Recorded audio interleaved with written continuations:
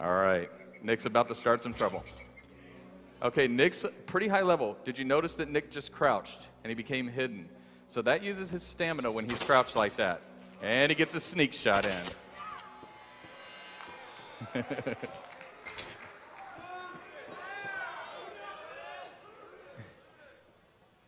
And maybe you noticed that Nick changed his weapons with just the press of a button there and went to dual wield. Any character can use any weapon in this game. Your class does not affect that. You can use any armor.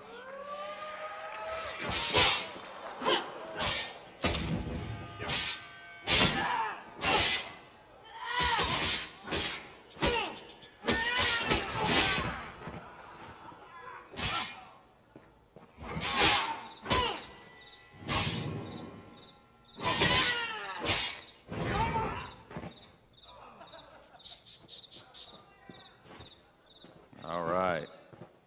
Now let's see if Nick can find anything else new and interesting.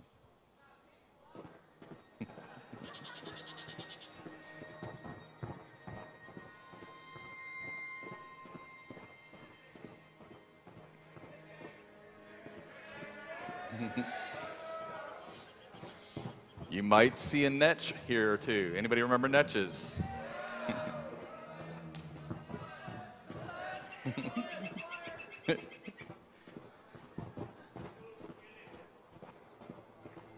There will be plenty of killing later.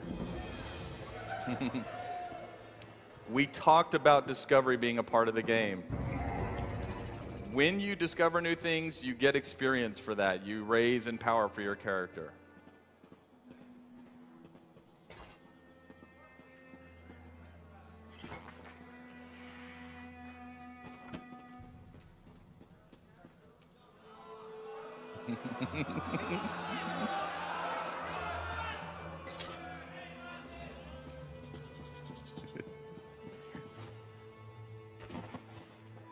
Nick's being restrained today.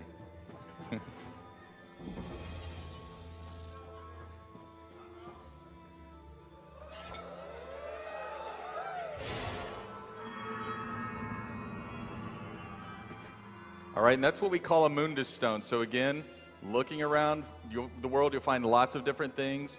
And in this case, he found something that'll give him a power that he'll keep for a long time. But you know, this game is called Elder Scrolls Online for a reason, and that's because you get to play with other people. So Nick's going to use something that we call looking for group. You might be familiar with something like this. And he's decided he wants to play with other people. And so he's going to try to find a group who's interested in doing the same thing he's going to want to do, which he wants to play a dungeon today called Fungal Grotto, which is an early level dungeon. So we'll see if he can find other people. Strangely enough, he did find other people. And here we are. Now, we talked about, as well, being able to travel to places you've already been. But what if you just want to get into the game really quickly and meet your group mates? Well, you can travel to one of your group mates or to a safe location near your group mates. And so here, Nick is traveled to a way shrine, which is the safest location near one of his group members. Because if you traveled right to them, they might be in a... Indeed. A troubling situation that they couldn't get out of. So I want to put you in a safe spot.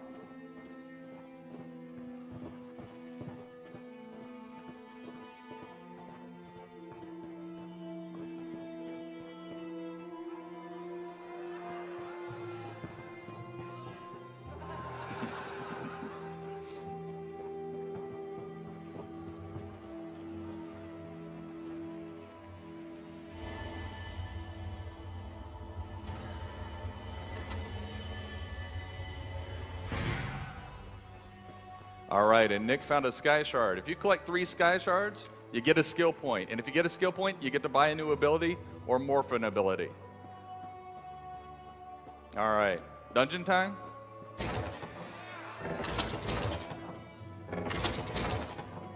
Okay, so in order for this to go a little quicker, I'm going to give you a little bit of the story here, which is there is a person in this dungeon who requests that your group help her to get to a certain location in the dungeon, but she's blocked by goblins and by what we call dreg. And so she suggested that there might be a way to kill goblins and recruit them to help you get to that location.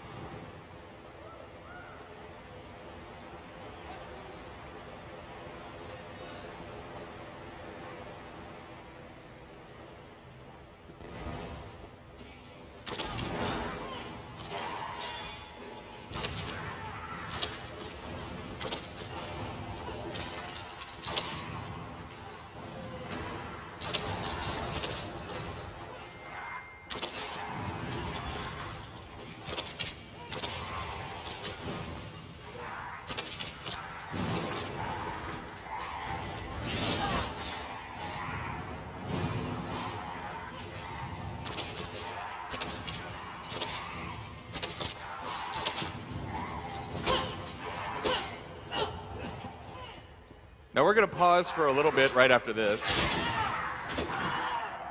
So what you may have noticed is that we want you to fight multiple creatures. We don't just want you fighting one creature in a dungeon. And that's why we've introduced what we call pack behavior, or monsters which will kind of wait in the wings to attack you versus all attacking at once. Now, if you play all Leroy Jenkins style, and then you'll have a ton of monsters come in after you. But here you can see that if you control yourselves, you'll have a really good fight that you can manage, and it's a lot of fun to see these monsters come in after you. All right.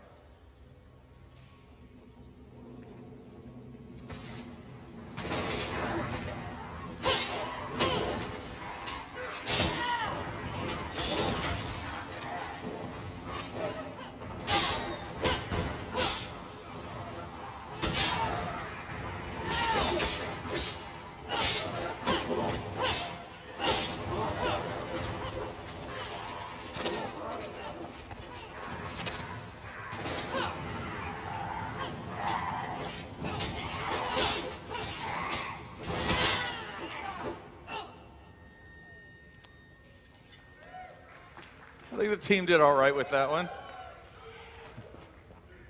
All right, and that loot is instanced to Nick, so you don't have to fight over loot when you get loot.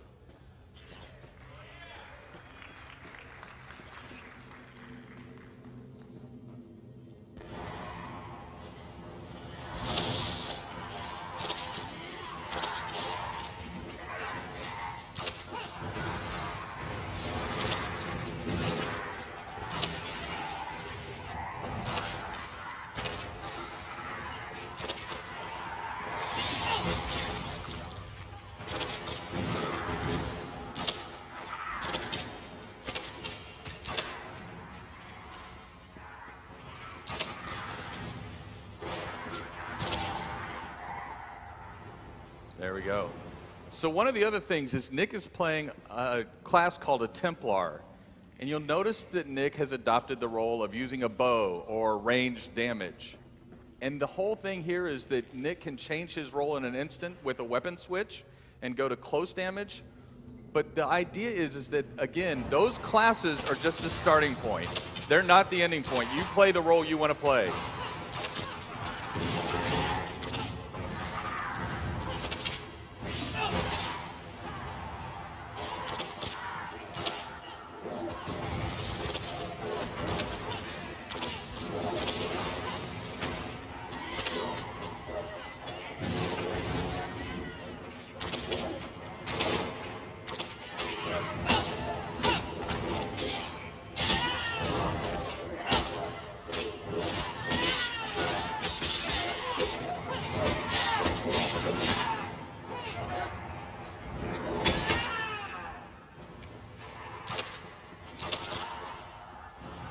Now what you'll see is we have NPCs that are working together.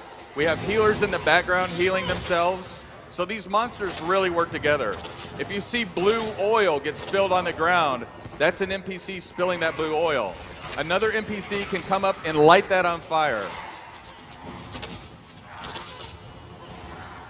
And there we have some of that blue oil. So again, these monsters really work together against your party.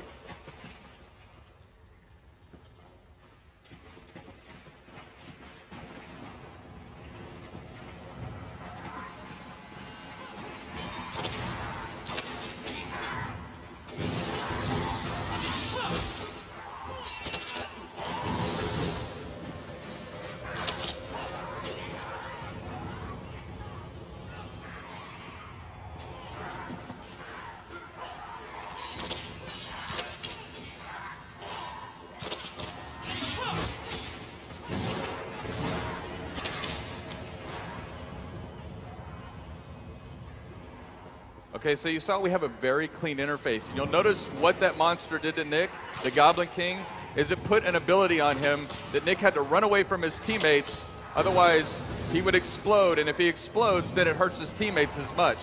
So we want to keep you active and looking in the world.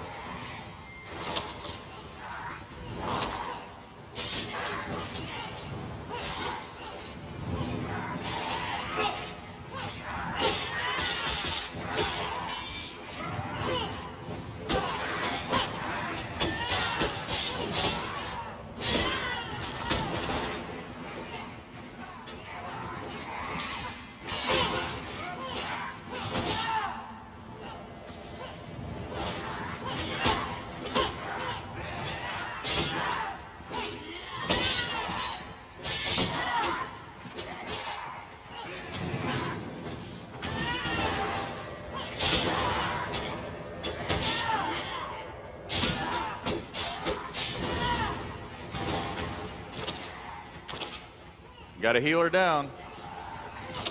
All right, but the group was able to do it. All right, so Plugi, who died, thankfully can come back. And so we have what we call soul gems in the game. And if you know soul gems, with us, this means you can actually resurrect your allies. So you can choose to do it, or if you have a soul gem and you die, you can resurrect on the spot. If you don't have a soul gem, then you can go back to the earlier start of the dungeon. But every time you die, there will be a penalty and your armor will degrade.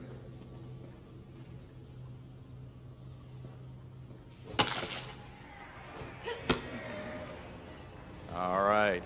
And now you can see the goblins are working with the group because you killed their king. All right. Goblins are pretty easy to win over like that.